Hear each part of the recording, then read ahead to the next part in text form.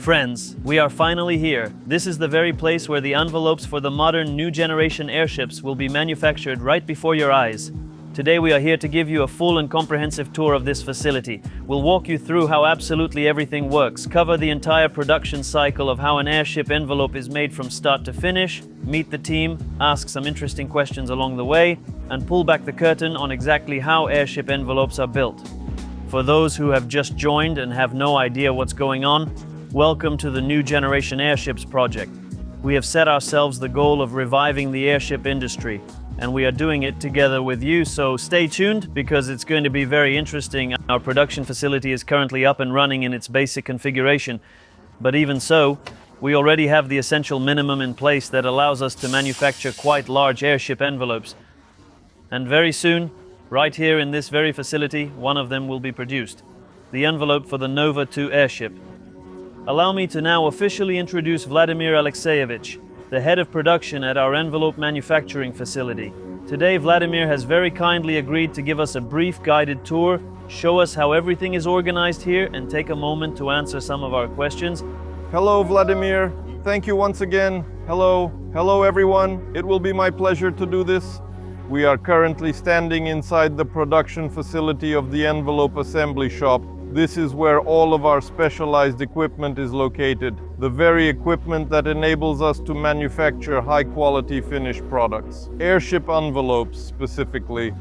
Right now we are standing next to the fabric inspection light table, which allows us to automatically and thoroughly check all of the incoming fabric material that arrives from our suppliers before it enters production. We check the roll length parameters and carefully inspect the fabric for any defects. Fabric defects are identified by operators against the backlit surface of the light table, then marked and recorded in a formal inspection report.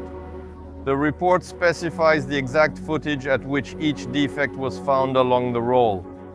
Additionally, a bright tag is physically attached to the roll at that location, sticking out visibly beyond the edge of the roll so it can be easily found later. This ensures that every defect is clearly traceable throughout the entire subsequent production process. The machine itself is very straightforward and easy to operate. At the back, we place the roll received from the supplier into a special cradle, thread the fabric carefully through the guide rollers, and secure the leading edge onto the take-up spool. Then we simply switch the machine on, and as you can see right here, the material begins winding smoothly onto the take-up spool, while any defects present in the fabric are simultaneously identified and noted by the operator. The control panel itself consists of three main sections: the lighting control, which adjusts the backlight intensity, the power control for the machine, and the winding speed control. One of the most important key elements of this machine is the built-in counter, which provides us with a precise measurement reading accurate down to the nearest millimeter. The length of the roll, that is. Yes, exactly, the roll length. Based on the results of the fabric inspection process, a formal acceptance report is drawn up in which all identified defects are carefully recorded and documented. The quality control department then reviews these inspection results in detail and makes the final decision on whether to approve or reject the given material, that specific roll, for use in production. Rolls that have been approved for production are then moved over to the cutting area, where they are loaded directly onto the automatic feeder and carefully fed forward onto the cutting table, ready for processing. The entire machine is operated by a single operator who receives the necessary electronic design files from the design bureau, then converts and prepares them using the cutting table's dedicated software program, and finally sends the completed job to be cut according to the specified parameters. The cutting process includes both the application of graphic markings onto the material and the cutting of the material. When there are no small or intricate details to cut, you can increase the cutting speed. This works well when the lines are long and straight, with no sharp turns or tight curves involved. However, when text or lettering appears in the design, you need to slow the speed down considerably, because at high speed the machine simply flies past the fine details and just doesn't have enough time to draw or cut them accurately. If something goes wrong at any point, I can stop the machine using the available controls, put it on pause, make whatever corrections are necessary, and then simply continue from where we left off. Right now, we are manufacturing a receiver unit on special order from the Design Bureau's dedicated testing team. This receiver unit will subsequently be used to conduct a full range of tests on the VGS systems, that is, the air gas management systems, as well as the valves and other related components and so on. On the table here we can already see some finished elements of that receiver. What happens to them next? Some parts will go to the manual assembly stations, while others will go directly to the high-frequency HF welding machine. We take the pre-cut pieces and join them together using the heat welding method, forming larger assembled components that will then go on to be further welded on the high-frequency welding machine.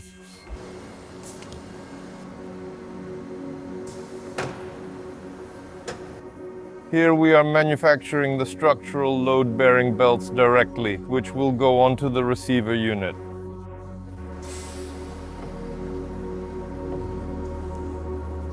The weld quality we achieve is very high. The part is fully welded.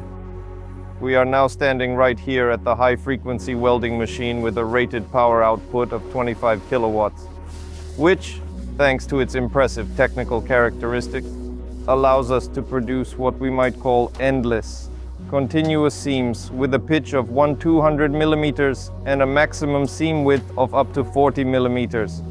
By using interchangeable electrodes of various widths and thicknesses, we are able to weld any type of seam required for a given task. In addition, we make use of specially designed backing electrodes, which give us the capability to weld shaped and contoured components, rings, sleeves, and the full range of other product types that have been developed and specified by the Design Bureau.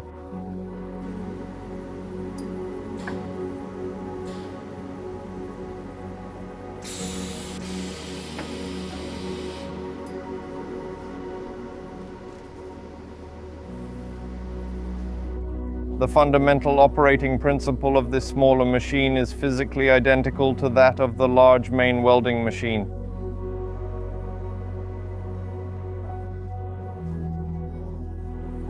Its key advantage is that it can be operated by just one person working independently. It is also much better suited for manufacturing and welding individual detail components and smaller parts. On top of that, this machine is fully mobile. It's mounted on wheels and can be moved freely to any location throughout the entire workshop. So when manufacturing large volume envelopes, we can simply roll it to any spot in the shop where welding work is needed, giving us great flexibility on the production floor. Under the direct influence of high-frequency currents, the material heats up and gets welded together. In high-frequency welding, the weld itself happens simultaneously with the bonding of the fabric layers together. This means the upper layers of the fabric are not damaged or harmed in any way during the process. And that is precisely what allows us to fully preserve the integrity of the fabric. Its properties? Its properties, yes, which is something very important for us. And as a result, the polymer layer fuses and becomes one single unified whole. You personally selected and handpicked the people for your team. Who exactly are these people and what is their background and connection to airships or aerostats? These people have worked alongside me for many years, more than 15 years together in the field of envelope manufacturing. They are true professionals. They were directly involved in creating all the technical processes, participating in their development and implementation. For instance, Oleg Borisovich personally ran and installed all of the electrical wiring throughout the gondola of the legendary AU-30 airship. And Sergei Ivanovich, he is also a man with a truly rich and extensive wealth of experience in this field. Everything that is not attributed solely to me, every project, every structure, I built it all together with these very people.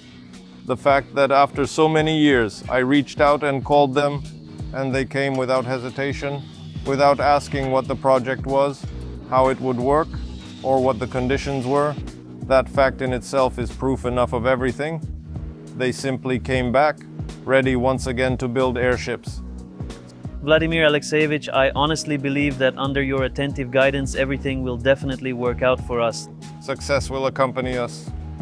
Thank you so much. This is definitely not goodbye for us. We will be frequent visitors here at the facility, keeping you regularly updated on all the latest technological developments and showing you every single stage of the production process as it unfolds. And very soon we'll get to see the envelope for the Nova 2 airship, so stay tuned and we'll see you in the next episodes.